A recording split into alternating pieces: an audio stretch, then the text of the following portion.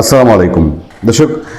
Narayanganj city কর্পোরেশনের সাবেক mayor, নারায়ণগঞ্জের সাবেক জনপ্রিয় নেত্রী, আওয়ামী লীগের নেত্রী আইভি রহমানের জামিন আবার যখন জামিন পাওয়ার পর আবার যখন তাকে শোন অ্যারেস্ট দেখানো হলো, সবশেষ 2-4 দিন আগে, গত বৃহস্পতিবার নাগাদ, সেই শোন অ্যারেস্ট নিয়ে যে আলোচনাটি আমরা করেছিলাম, সেই আলোচনার শেষ অংশে আমি আপনাদেরকে একটা ক্লু দিয়েছিলাম।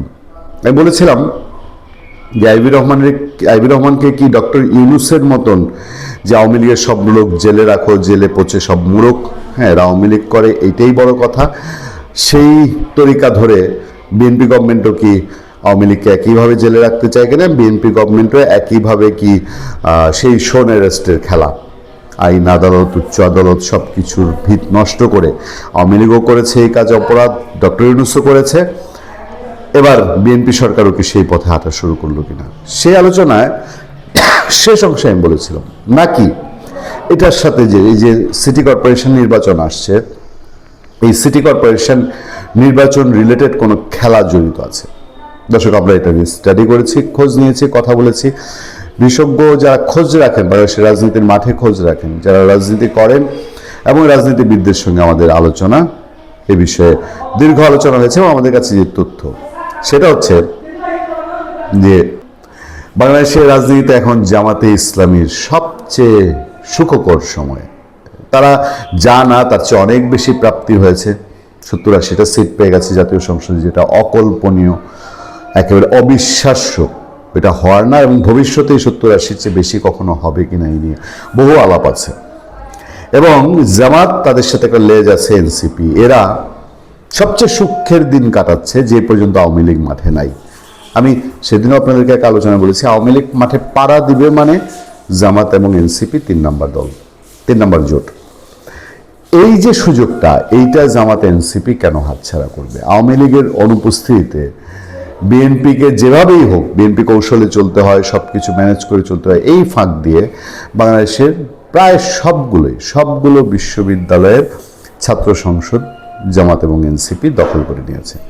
এই যে সুবর্ণ সুযোগ, যে আওয়ামী লীগ না থাকলে আমরা বিরোধী দল, আওয়ামী লীগ না থাকলে আমরা সেকেন্ড হইতে পারি, সেকেন্ড হওয়ার দৌড়ে আমরা অপ্রতিদ্বন্দ্বী, আওয়ামী লীগ না থাকলে ছাত্র সংসদ নির্বাচন, আওয়ামী লীগ না থাকলে 7টা সিটি কর্পোরেশনের 2টা হইল তো আমাদের, তো আওয়ামী লীগ থাকলে ঘোরার দিন। এই হিসাবটা জামাত খুব ভালো বুঝে গেছে। নারায়ণগঞ্জ সিটি কর্পোরেশন নির্বাচন, শুধু নারায়ণগঞ্জ দিয়ে আমি আপনাদেরকে বলি, জামাতের টার্গেট এবার শুধু নারায়ণগঞ্জ তা না, জামাতের টার্গেট এবার নারায়ণগঞ্জ, জামাতের টার্গেট ঢাকার একটা যে কোনো উত্তর বা দক্ষিণ, এবং আরও যে সিটি কর্পোরেশনগুলো রয়েছে সেগুলোর মধ্যে চট্টগ্রাম মহানগর না হলেও রাজশাহী, খুলনা থেকে, বরিশাল থেকে কোনো একটা দুটা তারা টার্গেট করে সিটি কর্পোরেশন নির্বাচন করতে চায়। আবার সেই ইউনূসের নির্বাচন, 12 ফেব্রুয়ারি নির্বাচন, যেখানে আওয়ামী লীগ নাই, জামাতের জন্য সেকেন্ড হওয়া সহজ। 7টার মধ্যে 5টা যদি বিএনপি পায়, 2টা যদি জামাত পায়, তাহলেই তো সে সেকেন্ড। নারায়ণগঞ্জ সিটি কর্পোরেশনে আশেপাশে, নারায়ণগঞ্জ সিটি কর্পোরেশনে যতগুলো নির্বাচনী আসন আছে, তার নারায়ণগঞ্জের মূল কেন্দ্রের বাইরেও, মূল কেন্দ্রেও জামাত দীর্ঘদিন ধরে তাদের কাজ করেছে। আমাদের বহু প্ল্যান এই নারায়ণগঞ্জ সিটি কর্পোরেশন নির্বাচন নিয়ে। এখন নারায়ণগঞ্জে আইভি রহমান, আপনি যত বড় শত্রু হন আইভি রহমানের, যত বড় আপনি সমালোচক হন, কোনো কারণে যদি হয়ে থাকেন, আপনি আজকে পর্যন্ত কোনো উদাহরণ আনতে পারবেন না যে আইভি রহমান নারায়ণগঞ্জে তিনি কোনো সন্ত্রাসী কর্মকাণ্ড করেছেন, তিনি কোনো ঠিকাদারি ছিনতাই করেছেন, তিনি মাস্তান পেলেছেন। এই অভিযোগ নারায়ণগঞ্জে আইভি রহমানের ঘোর শত্রু নেই। কিন্তু এই আইভি রহমানকেই সে নাকি অস্ত্র হাতে নিয়ে হামলা করেছে জুলাইয়ে, এরকম অদ্ভুত মামলা দিয়ে জেলে রাখা হলো। আবার এবার দুঃখজনক হলো, বিএনপি সরকার শোন অ্যারেস্ট দেখিয়েছে, সেই শোন অ্যারেস্টও সেই জুলাই আন্দোলনের হত্যাকাণ্ডের ঘটনায়। জামাতের আমিরের মতন পজিশনে থেকে আইভি রহমানের জামিন নিয়ে স্টেটমেন্ট দিয়েছে। বুঝতে কি বাকি থাকে আইভি রহমান কতটা গুরুত্বপূর্ণ জামাতের চোখে?